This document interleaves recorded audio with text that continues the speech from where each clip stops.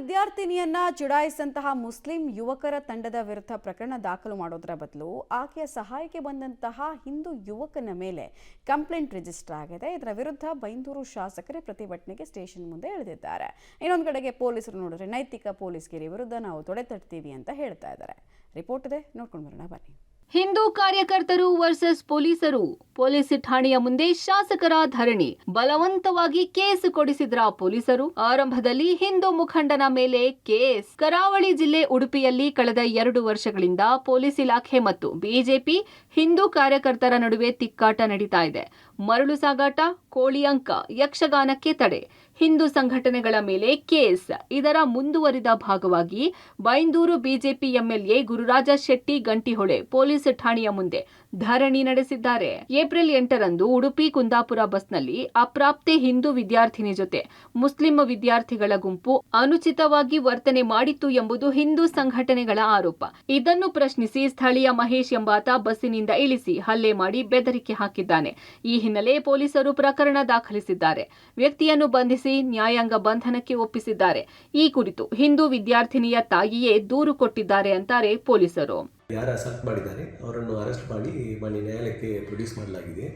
ಇದರ ವಿಷಯ ಸಂಬಂಧ ಹುಡುಗಿಯದು ತಾಯಿ ಮತ್ತೆ ಬೈಂದೂರು ಶಾಸಕರು ಮತ್ತೆ ಅವ್ರ ಫಾಲೋವರ್ಸ್ ಕುಂದಾಪುರ ಟೌನ್ ಪೊಲೀಸ್ ಸ್ಟೇಷನ್ಗೆ ಬಂದು ಇನ್ನೊಂದು ದೂರನ್ನು ಕೊಟ್ಟಿದ್ದಾರೆ. ಮೈನರ್ ಹುಡುಗರ ಮೇಲೆ ಕ್ರಮ ತಗೋಬೇಕು ಎಂದು.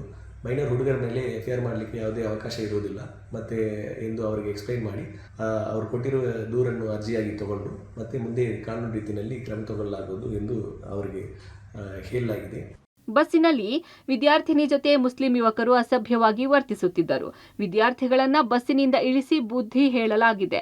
ದೌರ್ಜನ್ಯ ಎಸಗಿದ ಮುಸ್ಲಿಂ ವಿದ್ಯಾರ್ಥಿಗಳ ಮೇಲೆ ಪೊಲೀಸರು ಯಾವುದೇ ಕ್ರಮಗಳನ್ನು ಕೈಗೊಂಡಿಲ್ಲ. ಬದಲಾಗಿ ಸಹಾಯಕ್ಕೆ ಬಂದವರನ್ನು ಬಂಧಿಸಿ ಜೈಲಿಗೆ ಹಾಕಿದ್ದಾರೆ ಎಂದು ಶಾಸಕ ಗುರುರಾಜ್ ಗಂಟಿಹೊಳೆ ದೂರಿದ್ದಾರೆ. ಉದ್ದೇಶಪೂರ್ವಕವಾಗಿ ಹಿಂದೂ ಸಂಘಟನೆಗಳನ್ನ ಪೊಲೀಸ್ ಇಲಾಖೆ ಟಾರ್ಗೆಟ್ ಮಾಡುತ್ತಿದೆ, ಇಕ್ಕಟ್ಟಿಗೆ ಸಿಲುಕಿಸುತ್ತಿದೆ ಎಂದು ದೂರಿದ್ದಾರೆ. ಹಿಂದೂ ಹುಡುಗಿಯನ್ನ ಯಾರು ಚುಡಾಯಿಸಿದ್ದಾರೆ ಅವರ ವಿರುದ್ಧ ಯಾರು ಬಸ್ನಲ್ಲಿ ನೋಡಿದವರು ಗಮನಿಸಿ, ನಮ್ಮ ಪ್ರಕಾರ ಇದು ಲವ್ ಜಿಹಾದ್ ಘಟನೆ, ಇದನ್ನ ಜಾಗ್ರತೆಯಲ್ಲಿ ನಾವು ಅಬ್ಸರ್ವ್ ಮಾಡ್ತಾ ಇದ್ದೆವು. ಆ ಪ್ರಶ್ನೆ ಮಾಡದವರನ್ನೇ ಬಲಾತ್ಕಾರವಾಗಿ ಇವತ್ತು ಜೈಲಿಗೆ ಹಾಕಿದ್ದಾರೆ, ಕೇಸ್ ಹಾಕಿದ್ದಾರೆ ಅವ್ರ ಮೇಲೆ. ನಾವು ಹೇಳ್ತಾ ಇರುವಂತದ್ದು ಈ ಲವ್ ಜಿಹಾದ್ ಯಾಕೆ ನಡೀತಾ ಇದೆ, ಪ್ರಶ್ನೆ ಮಾಡದವರ ವಿರುದ್ಧ ತಗೊಳ್ಬೇಕಾದಂತ ಒತ್ತಡ ಇಲಾಖೆ ಮೇಲೆ ಇದೆ. ನಾವು ಹಿಂದೂ ಸಮಾಜಕ್ಕೆ ಇಷ್ಟ ಅನ್ಯಾಯ ಆದಾಗ ಎಷ್ಟು ದಿವಸ ನೋಡ್ತಾ ಕೂತ್ಕೊಳ್ಳೋದು?